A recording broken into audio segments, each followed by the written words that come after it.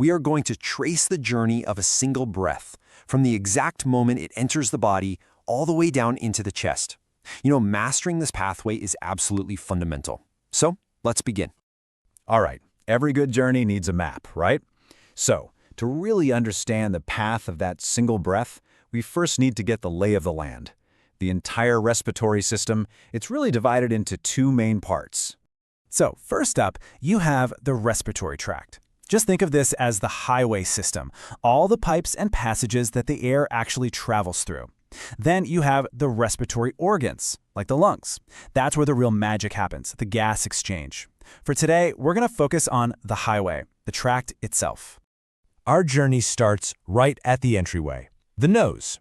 But it's so much more than just a simple opening. It's more like a super sophisticated air conditioning plant, one that's designed to perfectly prepare the air for its long journey ahead. The second that air passes the nostrils, it enters these two big spaces called the nasal cavities. Now, these aren't just empty caves.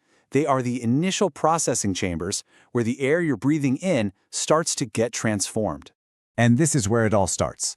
The nasal cavities are your body's first line of defense. They're like a filter, trapping dust and all sorts of nasty pathogens. They're a heat exchanger, warming up cold air or cooling down hot air to get it to body temperature. And they're a humidifier, adding moisture.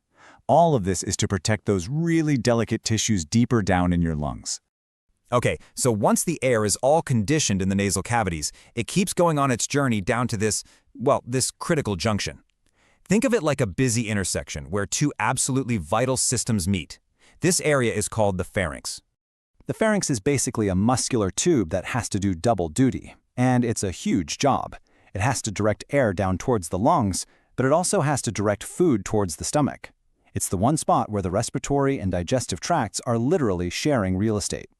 Now just stop and think about that for a second. Air and food are literally crossing paths in the same space. As a future clinician, that should set off some alarm bells. Any failure in directing this traffic, well, that leads to aspiration, food or liquid going down the wrong pipe, and that is a very serious clinical problem. So the big question is, how does the body manage this incredibly complex traffic control problem? Well, the answer lies in our very next structure, the larynx. I want you to think of it as both a highly effective gatekeeper and the body's own personal sound studio. You've probably heard of the larynx as the voice box, right? And anatomically, it's the critical connection that sits between the pharynx up top and the trachea down below.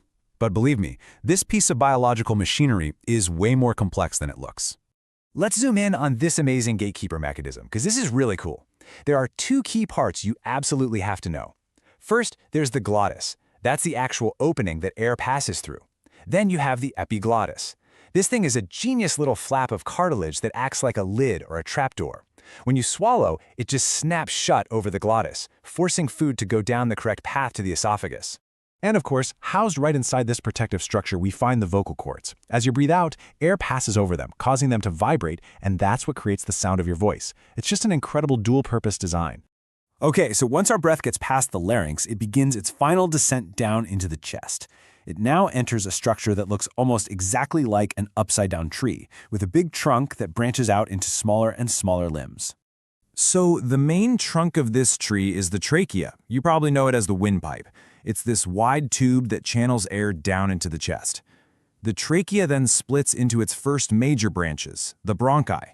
And then these bronchi just keep dividing into ever finer branches called bronchioles, which are responsible for carrying the air to the most distant parts of the lungs.